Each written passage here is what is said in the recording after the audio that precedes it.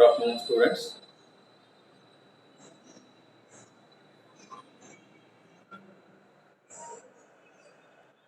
In our last class, we discussed about the rise of middle class in British India. This is the last concept in the first module of social and economic history of modern India. Okay, so by this we completed the first module of the social economic history of modern India, and today we'll start the third paper, nothing but the Dalit movements in India. Okay, so in the paper, the Dalit movement, we already covered the various things within the first module and various things regarding definition and development of term Dalit and the historiography and also influence of the Dalit movement. Okay, so these are the various things we covered in the first module of the Dalit.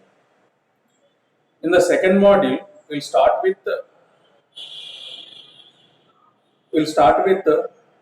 the caste system, its origin and the evolution. Before going to the remaining aspects in the second module,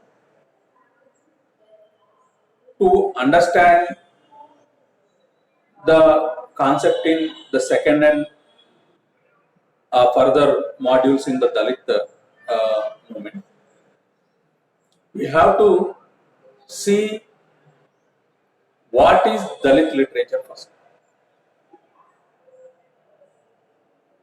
Who wrote the Dalit literature?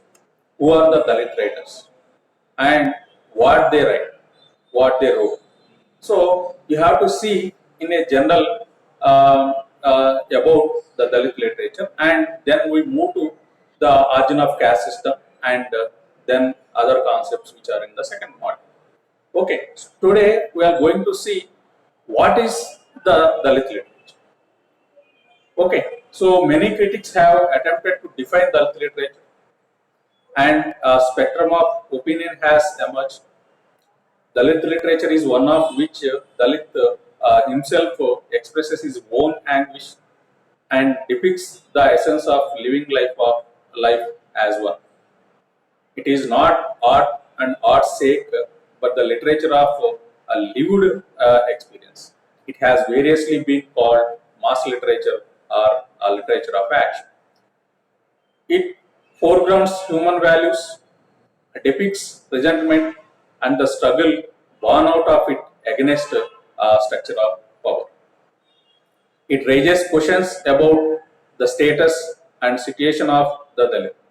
Dalit literature also considered to be a scientific, meaningful and sensitive interventions in the world of letters. One critic goes as far as to say that all that is scientific and polemical and free of the givens of tradition may be called as Dalit literature. It has been seen as the face of revolution because it believes that one who has been on counts of religion or other causes, economically, socially, culturally exploited, is the only one who can bring about the revolution. We see that regardless of how it has been defined, literature puts a human at its center, registers a strong protest against the frames of the caste, race and tribe, and believes in human liberty. There are many critics who trace a long history of Dalit literature. They see the seeds of Dalit consciousness in the poetry and songs of saints and devotional poets. The poem of Hiradom, the first Dalit piece of writing, and Swami Achyutanand social movement and writings are considered revealing a given oppressive social structure. After independence too, many Dalit poets were sensitively under the influence of Gandhi, Harit, Mata Prasad, Mansram, Vidrohi, among them. Deserves special mention.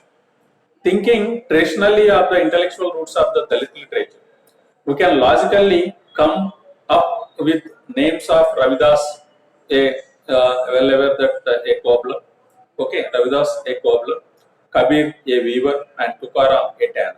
Okay, so these are and among others also appropriated by the regional canons. These names are associated with the Bhakti movement and allowed for reforms at least in thought, if not in social organization. Further, these poets sought personal redemption in devotion to what are primarily Hindu gods and spirituality.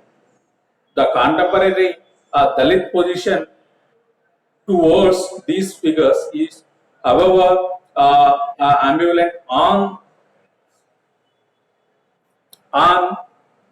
the one hand, and they are acknowledged as the first recorded voice of the lower caste, and and on the other, they are seen to have been so opted into the dominant hegemonic vision of the prevailing religion that embraced Hindu deities.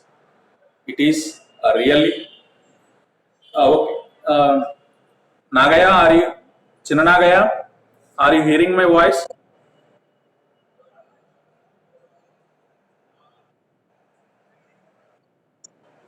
Is it clear? Okay, right. So today I am giving certain things on the Dalit literature.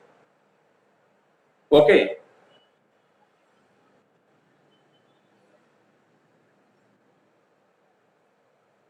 Is it audible? Chinanagaya? Are you hearing my voice? Yeah, okay, right. So I'm giving we are discussing on about the Dalit literature. It's a general concept to understand about the Dalit movements in India. Okay. So before you joining, I already completed certain introduction part about the Dalit literature, and now I am going to give certain facts. What is the Dalit literature and who are the Dalit writers basically. Okay, so you can to better understanding. Just I am giving the what I completed just before you join.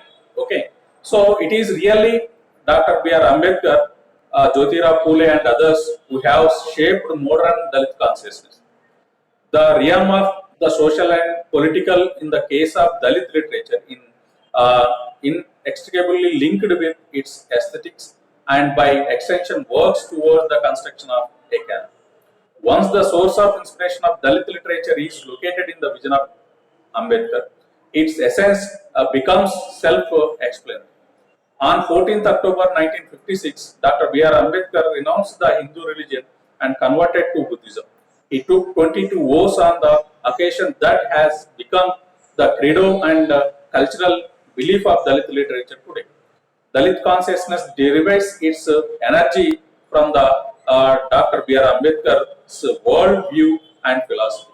Dalit writings agree that there, their, their literature must reflect on the various concepts like one is the concept of Ambedkar's philosophy on the issues of freedom and liberty, belief in Buddha's atheism, and non-belief in South is rationalism and its is opposition of halo ritualism, opposition to the Varna system, casteism and communalism, support for brotherhood, not separatism, commitment to freedom and social justice, commitment to social transformation, opposition to capitalism, opposition to feudalism and Brahmanism, opposition to hegemony and domination, uh, uh, disagreement with Ramachandra Sukla's definition of the epic, and rejection of traditional aesthetic standards, and partisanship for a varnaless and classless society. Okay, so these are certain concepts which basically the Dalit literature concentrates. Okay, so when you see the Dalit literature and Dalit movement, uh, there are uh, uh, once we know about the Dalit literature, you are easily understand about Dalit movements. Okay, so once we understand that Dalit literature is born out of the context, the description of Dalit writer above is to be a wish fulfillment or a figment of Dalit fans. Okay, so here, the Dalit movement seeks a transformation of structures of society and moves towards egalitarian existence, social justice and dignity, fraternity and economic progress of Dalits. It produced a literature that reflects these aims. It must be stated here that Dalit movement begins at different times in different parts of the country and shapes itself differently depending on the leadership and historical and sociological parameters of the region. I would I will give a certain regions here. Particularly, one is the Maratha region, nothing but the Maharashtra and Hindi speaking belt. Okay, Hindi speaking region or Hindi speaking um, states. Okay, so I will compare with both Maratha and Maharashtra and Hindi speaking states. Okay, so Marathi records the first movement in Dalit literature in 1950s, and the Dalit movement begins as a revolutionary phenomenon of Maharashtra. The Hindi belt saw a relatively late Dalit awakening, and its movement remained reformative in nature. A brief, detailed study would demonstrate why it is not possible to make one size fits all evolution of Dalit literature. Okay, so the progressive ideas of Jyotirabha Phule and the intellectual leadership of Dr. B.R. Ambedkar inspired Dalit writings in Marathi. Okay, so Marathi particularly in Marathi language. So it was born out a grassroots movement which touched the life of the village and was used as an instrument of transformation through folk tales, folk art, theatre, meetings, and so on. The activist poet Daya Pawar, aware that Dalits were illiterate, would take songs to be community to awakening. The reality was that Dalit leadership here sought a systematic transformation and not merely social reform. There are substantial reasons why Dalit movement first took root in Bombay. It is a fact that the education of Dalit began with the British. Bombay then was the great prosperous commercial center. It was natural for it to become a hub of cultural exchange and the crossovers of the ancient and modern. The Dalit literary movement in Maharashtra made two historical contributions. Firstly, it fulfilled the cultural needs and aspirations of the Dalit by providing them with poems, folk songs, and musical instruments. In other words, a cultural tradition. Then it created a radical context for the workings of the emancipation of movement under the leadership of Dr. B.R. Ambedkar and those after him. The few literate and educated among the Dalits under Ambedkar's leadership took to writing literature. Thus, the movement for Dalit consciousness in Maharashtra struck at the grassroots and forged ahead with the dignity to demand political participation. Okay, so it did so on the strength of education, struggle, organization, and literature. When compared with Maharashtra and Marathi with the Hindu-speaking belt, was slow to develop a Dalit consciousness even though Dalit he here has been embedded in the most wretched conditions and exploitative missionary for centuries. Dalit consciousness was still caught in the process of reform. The voices in literature were few and far between, silenced often by fear and weak at the other times by threats from the powers that be. In the hurry to establish a leader of stature of Ambedkar, petty leaders from Dalit communities tried to be the caste system emerged. Even their own communities did not support them.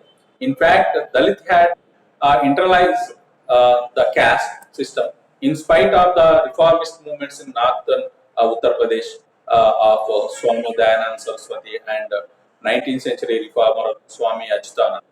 The latter had met Ambedkar in the Swami Achyutanand, who met with Ambedkar in 1928 and acknowledged him as his leader and the representative of the entire community of Dalits. Achyutanand in 1927 had announced the demand for complete freedom for Dalits in India. Okay, he wrote volumes, but his writings were prevented by the prevalent system from being either disseminated or published. Okay, so the Luchna in the movements in the Hindi belt was either reformist nature with roots in religion. They did not challenge the Varna system itself, but sought to hand discrimination on the basis of caste system, keeping the caste hierarchy intact. Thus, it did not become a liberation movement. The Maharashtra experience was, on the contrary, a revolutionary one. There, Ambedkar had it out at Manuvadi and had consigned the Manusmriti to flames. Okay, so his approach was scientific and transformal, using education, struggle, and organization as arms instead of religion. This made the crucial difference to the literary production and indeed to the movement in the two regions. The Hindi belt remained terrorized under the shadow of feudal and religious power structures. Reform movements had only limited success in a few areas. Others were untouched. But in the region of Agra, as early as in 1950 and through 1960, Ambedkar writings were translated and disseminated, and they influenced literary production. Significant works were published, and there have been many names, in spite of the fact that literary establishment of Hindi largely ignored them. Creators of Hindi canon like Ramchandra Shukla, an undying fan of Tulsidas, would not touch them. There was no leadership or strong movement to force attention on Dalit literature, particularly in the speaking bit. Okay, so when you see the evolution of Dalit literature by the various critics. Uh, uh, uh, some critics have stated that since Dalits have been deprived of all cultural development, they lack both the language and the skills required to produce works of art. Dalits have replied that the corollary to state is that all non-Dalit produce works of art. Mainstream non-Dalit critics have found the anger and resentment of Dalit literature to be false, and their laments are ridiculous. Okay, so likewise, uh, how must the Dalit literature be evaluated? Okay, so opinions is divided even among the non-Dalit critics also. Okay, so one group insists on applying canonical critical tools and the rules of criticism, arguing that art must be evaluated as art, and that everything else that is brought to bear upon it is extraneous and false. Okay, it is said that the values enshrined in art are eternal and immutable.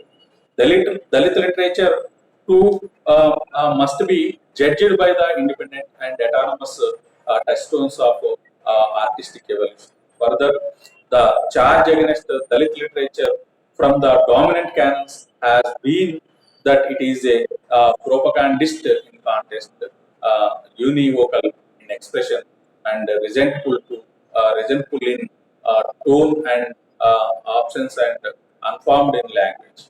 Okay, so another good question is the judging of Dalit literature by so-called eternal values. This raises uncomfortable questions regarding the eternal nature of values. Okay, so Dalit writers agree with the second voice. Okay, so what I said in the second later. Okay, so that statement were agreed by these Dalit writers. They find the dominant canon outdated and inadequately equipped to evaluate Dalit writing. They believe that the role of criticism is to analyze, differentiate, point out, and indicate the trajectory of the work under consideration. Not one, but many that sticks must be applied to consider the work holistically and sensitively. The health writing is sociological, and the perspectives and methodology of sociology must be applied in an appraisal of Dalit writing. Dalit writers feel that their writing has not been formally and correctly evaluated. Okay, so the critics evaluated an ignorance of these factors, and criticism is discussion around plot summaries, characters, and consideration of the works as art according to the orthodox canons. Okay, there is no recognition of the fact that literature as a product of the imagination is different from the experimental writing. Okay, so when you see towards the Dalit writers and Dalit, many Dalit writers, there are you find certain various things which is similar with them also. Okay, so there is certain differentiations and similarity you find. Okay, so many Dalit writers you find, and they only concentrate on the problems which are problems and hurdles which they actually faced in their routine life, particularly in their society. Okay, so here uh, here clear that the Dalit literature may be based on the various things, particularly about there are certain values which are reflected in the Dalit literature, and basically based on those values, you may commonly find the Dalit literature. Okay, so one among them is the equality, liberty, and fraternity, the feeling of justice, and the content rooted in the feeling and a given meaningful expression. Okay, so and the rejection of imaginary allegiance. Okay, so to recognize the values of life and subject to the flux of time, a free expression of authentic feelings anchored in empirical experience. Okay, so all these are certain things. Based on these things only, you find uh, the general literature of Dalits. Okay, so it is clear from the state worldview and aesthetic position of Dalit writers, believing as they do in the changing nature of values, in an ever shifting reality, that they do not and cannot believe in canons. But there is awareness that Dalit aesthetics must grapple with some problems before it can evolve into a credo. Okay, so it's and Dalit literature is not artistic or entertaining, so it's a art cannot be judged by the standards of traditional criticism. Dalit aesthetics must debate what is beautiful and valuable in literature. Okay, so when you see uh, when you see the first beauty has to be defined. Okay, so here the excellence of a Dalit literature, literary product will depend on how the profoundly it impact the reader through a consideration of how well is Ambedkar's vision woven into the content. Okay, so and the Dalit literature cannot be understood or appreciated without some acknowledge of the context in which the work is produced. The Dalit writer gives precedence to issues of his society over readership. Okay, so it does not create with the casual reader in mind.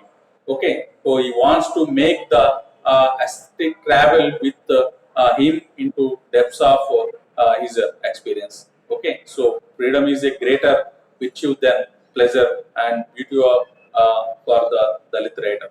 Okay, so these are certain things about the literature, and I will sum up with one or two points. Dalit literature can be assessed only in the context of a complex web of social, political, and economical relations. Dalit literature as a corpus grows out of the Dalit movement, and that is an ongoing process that influences the contours of literary production. The writer has to be a Dalit for the work to qualify as a Dalit literature. Only then can only okay. So only then can the Dalit conscience to be reflected authentically. Okay, so Ambedkar's worldview, philosophy, and life has shaped the modern Dalit consciousness and consequently made its literature possible. Dalit literature is a highly self-conscious literature written with specific aims and goals. Dalit writers questions the nature of assessment that does not apply Dalit aesthetics and as standards of evolution of their writing. The realm of the social and political in the case of Dalit literature is inextricably linked with its aesthetics of Dalits.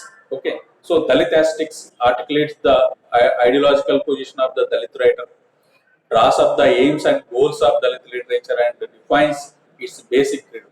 There is an acute awareness that Dalit aesthetics can be elaborated only over a period of time.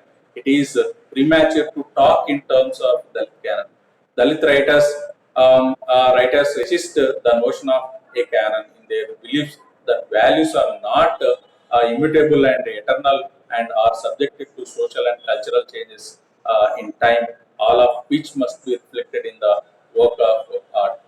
Okay, so these are something about the literature, particularly which emerged in particularly the both the regions of Maratha and Hindi-speaking regions or Hindi-speaking states in India.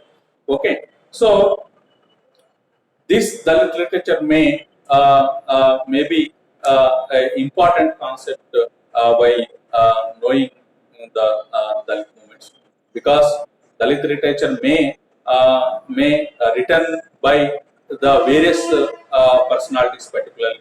Okay, so those writers are poets or historians who wrote the Dalit literature. They may be from the various sections, not only from the section of the Dalit. They may be from non-Dalit section also. They can write or tell the Dalit literature. Okay, so basically Dalit literature is on the various things we already discussed, like equality. Equality in the sense they are seeking about the egalitarian society basically. Okay, so and there should be a non Varna society. Okay, so basically they are condemning the caste system. Caste system in the sense there is a, a hierarchy in the caste system. Okay, so within the hierarchy, there is high and low division is they form. Okay, so they want to eradicate that. They want to abolish that the hierarchy in the caste system and high and low in the world. Okay, so Varna is a basic for the evolution of caste system in India. So from the Varna only the caste system is evaluated and the which is spread all over the Indian territories. Okay, so they want to eradicate that type of the caste system basically. Okay, so there is high low may be eradicated. Okay, so the lowest strata must be treated as equal by the other upper sections what they basically see. Okay, so based on this only you find the Dalit literature. Okay, the Dalit literature may be by the various personalities. Dalit literature by the various personalities. Those are from the Dalit section or non-Dalit section. You find. Okay, so when you see the these literature from the ancient to the modern part, you find the various various literature from the ancient. Okay, so in the ancient, you well aware that there are two important revolutionary religions emerged. Okay, so Jainism and Buddhism. Jainism and Buddhism, which directly challenged the Hindu society at that time. Okay, so they are not supporting directly a lower class sections at that time, not Sudra at that time, but they are seeking about the egalitarian society. Okay, so it means what there is a platform. They created a platform at the ancient times regarding the egalitarian society. Not directly they fight or against challenge the Hindu structure, but they are gradually highlight the points which are not suitable to egalitarian society at that time. There is a unequal society at that time. Okay, so the Jainism and Buddhism, which is two important religions, they seeking about they wanted egalitarian society. They are work for that in the ancient. When you see in the medieval India, you know well known about the Bhakti movement. Many Bhakti saints who wrote their writings about the egalitarian society. Okay, so basically, Bhakti movement is for only revival of Hinduism. Okay, so not only the Hindu religion, which is also work for the egalitarian society at the medieval at the time of medieval. Okay, so because you well known that many Bhakti saints you find. Okay, so basically in the Bhakti movement you find the two sections. One is the Nirguna and Saguna Bhakti. Okay, so in the Saguna Bhakti you find the Rama Bhakti and Krishna Bhakti. Okay, so when you see the Nirguna Bhakti, among the Nirguna Bhakti, you find the various reformers like Kabir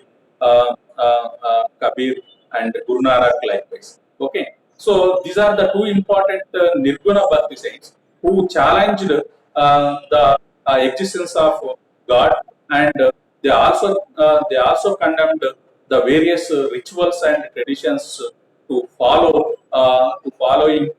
particularly in various religions, not only Hindu religion. They also opposed many unwanted rituals in the various religions at that time.